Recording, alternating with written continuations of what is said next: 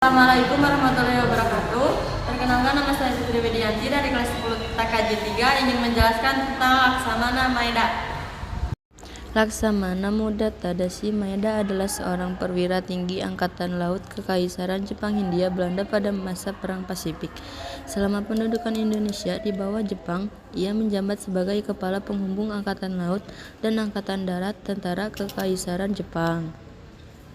Meski demikian, Laksamana Maeda memiliki simpati terhadap perjuangan rakyat Indonesia dan bersedia membantu persiapan kemerdekaan Republik Indonesia.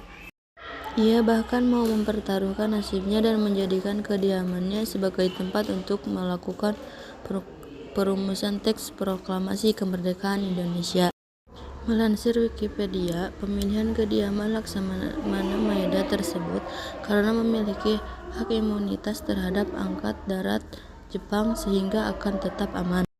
Saat sidang panitia persiapan kemerdekaan Indonesia (PPKI) diselenggarakan pada 16 Agustus 1945, Soekarno-Hatta yang seharusnya turut hadir dalam sidang tersebut justru mereka tidak datang.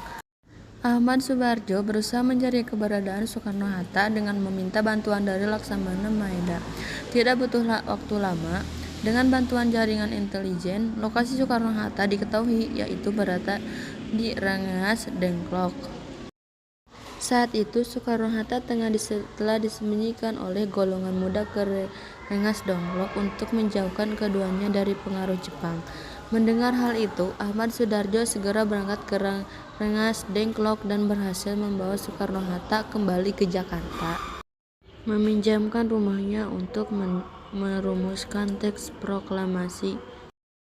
Soekarno-Hatta dibawa kembali ke Jakarta untuk merumuskan proklamasi pada 16 Agustus 1945 malam. Para tokoh yang terlibat langsung pergi ke rumah Laksamana Tadashi Maeda di Jalan Imam Bonjol nomor 1 Jakarta Pusat. Awalnya, Laksamana Maeda mengusulkan agar Soekarno, Hatta dan Ahmad Sudarjo pergi menemui Kepala Staf Tentara Angkatan Darat ke-16, Mayor Jenderal Moichiro Yamamoto. Namun, karena Yamamoto tidak menerima kedatangan Soekarno-Hatta, Laksamana Maeda mengizinkan rumahnya untuk dijadikan tempat merumuskan naskah proklamasi. Sebagai Kepala Perwakilan Angkatan Laut Kekaisaran Jepang, rumahnya merupakan tempat yang harus dihormati oleh Angkatan Perang Jepang, sehingga dinyatakan aman. Memastikan perumusan proklamasi berjalan aman, Laksamana Maeda tidak hanya mengizinkan rumahnya dijadikan tempat perumusan proklamasi, tetapi juga memastikan agar proses perumusan berjalan dengan aman dan lancar. Ia pun menyiapkan pasukan di dalam rumah dinasnya agar kondisi tetap aman. Alasan Laksamana Maeda membantu Indonesia adalah karena ia memiliki hubungan baik dengan Soekarno dan tokoh proklamasi lainnya. Selain itu, ia menyampaikan bahwa bangsa Indonesia harus menyatakan kemerdekaannya sendiri, sehingga Laksamana Maeda sama sekali tidak menghalangi, bahkan membantu, saat para tokoh Indonesia menyusun teks proklamasi di kediamannya.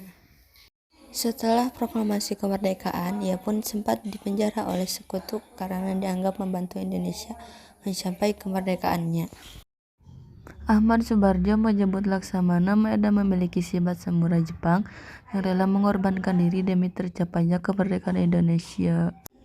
Saat ini, rumah Laksamana Maeda telah dijadikan museum perumusan naskah proklamasi.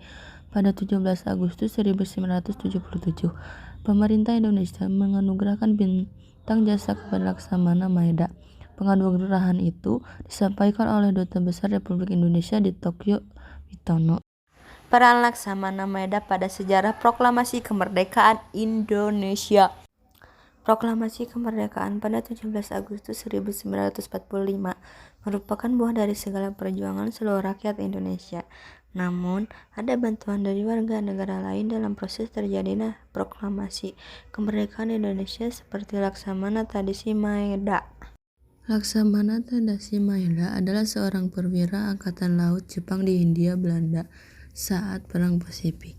Selama masa penduduk Jepang di Hindia Belanda, Laksamana Maeda pernah menjabat sebagai Kepala Penghubung Angkatan Laut dan Angkatan Darat Tentara Kaisar Jepang atau Kaigun Bukanfu. Kaigum Bukanfu merupakan badan yang berguna untuk menjembatani dan menjadi koordinator antara Angkatan Darat Rikugun yang bertugas di Jawa dan Angkatan Laut atau Kaigut yang berkuasa di Indonesia bagian timur supaya tidak terjadi perseteruan kedua belah pihak. Dikutip dari tesis peran Laksamana Tari Cimanda dalam perjuangan kemerdekaan bangsa Indonesia 1942 sampai 1945 oleh Laude Muhammad Kabarakati, pembentukan Kaigum Mufakat adalah inisiatif dari kesalahan Laksamana Maeda. Kemudian pada tanggal 15 Agustus 1945 Kaigum Bukanfu berhasil diresmikan dan Laksamana Maeda ditugaskan untuk menjadi kepada penghubung Angkatan Laut dan Angkatan Darat Tentara Kaisar Jepang. Penjelasan dari saya. Wassalamualaikum warahmatullahi wabarakatuh.